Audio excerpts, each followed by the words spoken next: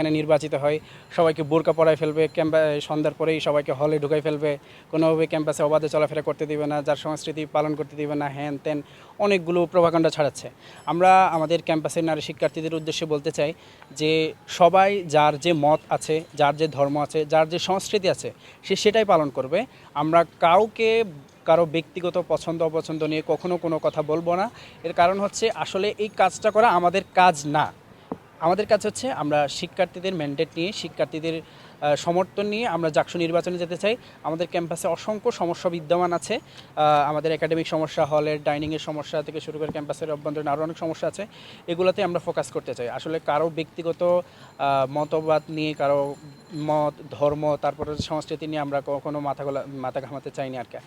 তো আমরা নির্বাচিত হলে আমরা কারো অধিকারে হস্তক্ষেপ করব না বলে আমরা প্রতিশ্রুতি ব্যক্ত করছি। আপনারা কি আপনাদের এজেন্ডা না, কিন্তু দেখেন আমাদের কাজের একটা গুরুত্বপূর্ণ পার্ট হচ্ছে, আমাদের কর্মপদ্ধতির একটা গুরুত্বপূর্ণ পার্ট হচ্ছে আসলে শিক্ষার্থীদের ছাত্র আন্দোলন এবং শিক্ষার্থীদের অধিকার রক্ষা করার একটা কাজ। তো আসলে আমাদের যে সাংগঠনিক যে কাজটা, জাকসুর যে কাজ, একই কাজ। সুতরাং এখানে আমাদের সাংগঠনিক কাজ কোনো চাপিয়ে দেব না। আমরা স্টুডেন্টদের অধিকার রক্ষার জন্য যে কাজগুলো করা লাগে, আমরা বিশ্ববিদ্যালয় প্রশাসনের সাথে সহযোগিতা এই কাজগুলো স্টুডেন্টদের অধিকার রক্ষায় কাজ করব।